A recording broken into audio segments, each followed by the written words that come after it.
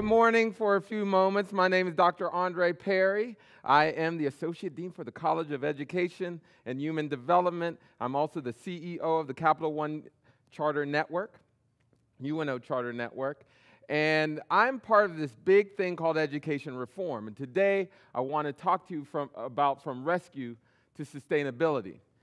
Now we remember this image of thousands of people trapped outside of the Superdome.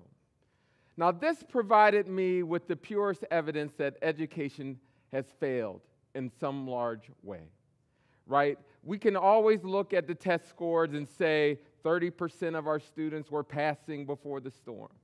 But this is the real evidence, how people live every day, right? And we know that if you do not have a good education, you are more likely to go to prison.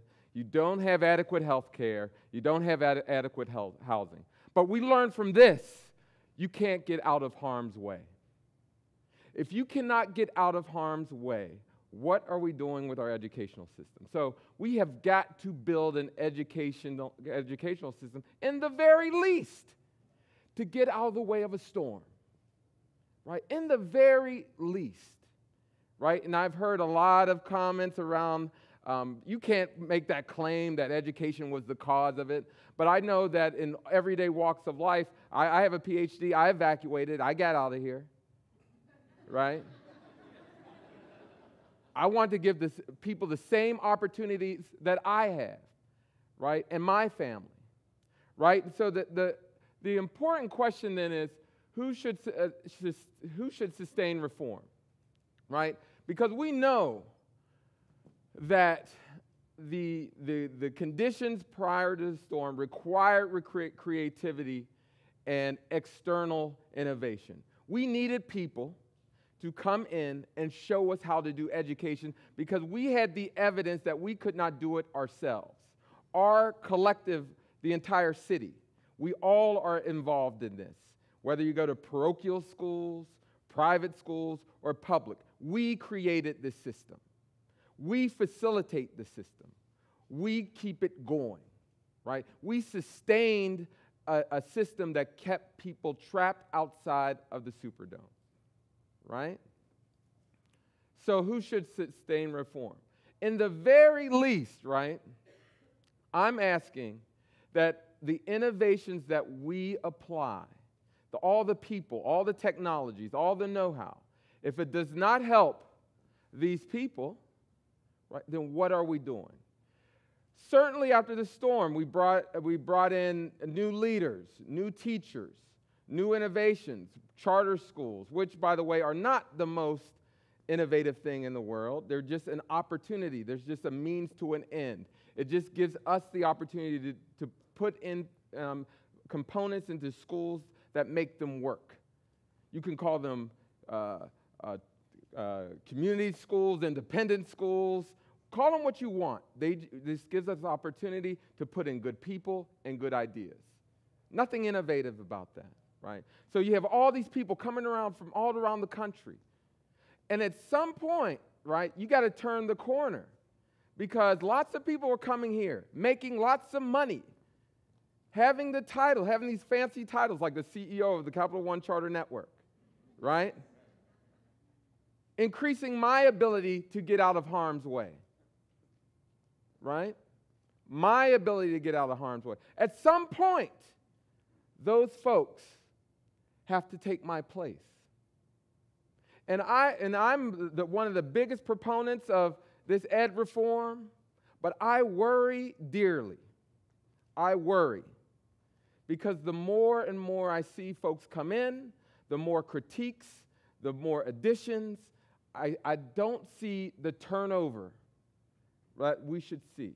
Because there's a flip side to reform, right? Ideas it's easy to get rid of ideas, it's harder to get rid of people, right? So we've learned after the storm that we need changes, right? And folks, the former teachers here, remember 7,500 were fired after the storm. A lot of them were bad, terrible, right? As evidenced by thousands of people outside the Superdome. However, a lot of them were good. made bad by a broken system. And certainly, some of those folks are being absorbed in, but some of them are not.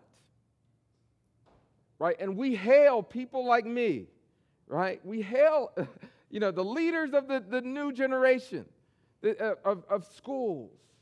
But we have people in Gentilly. We have people in New Orleans East that can carry the load. If we trust our reforms, we have to trust that people can develop and learn them. Right? Right? Right? Please agree with me. Right? Right? And so for me, it's always been about where is the real need for innovation? Where is that need? Because we know, we just answered who should sustain reform, the people outside of the Superdome and Convention Center. Eventually, they must become the teachers. Eventually, they must become the school leaders. Eventually, they must become the elected officials. And they can't be the same brand that we had before, right? Cannot. But if we're going to carry this for any durable amount of time, the people who did not have it before must carry it. Right? A simple ethic, right? Very simple. Teacher, there's something about teaching a person to fish, and all that good stuff, right? Right? Something about that. But again, where we need innovation, and I still do not have the greatest amount of confidence, but I think we're getting there, is how can we work together as a public to develop this public system? Eventually, the public educational system must look like the public. It must. That's the big democratic experiment, right? Public schools are the only place I can control the types of curriculum, the knowledge, the know-how, in one place where a diverse group of people can come in, particularly in our metropolitan cities, and learn some of the same things, and allow for different religious orientations, different sexual orientations, obviously both genders and some other gender if I'm missing it, right? But those are the only spaces. We don't have that in church. We don't have that in private business. We have that in public schools, that opportunity, right? So my challenge to you, right, is very simple. Let's create enough homegrown teachers that we can export those teachers to the rest of America, right? That will be the sign that we're actually doing something innovative. Nothing's innovative about people coming here and leaving. It happens every day on Bourbon. It happens every day in the casino. Every day. Now it's time for us to export our talent. Well, thank you very much. Right? And before I leave,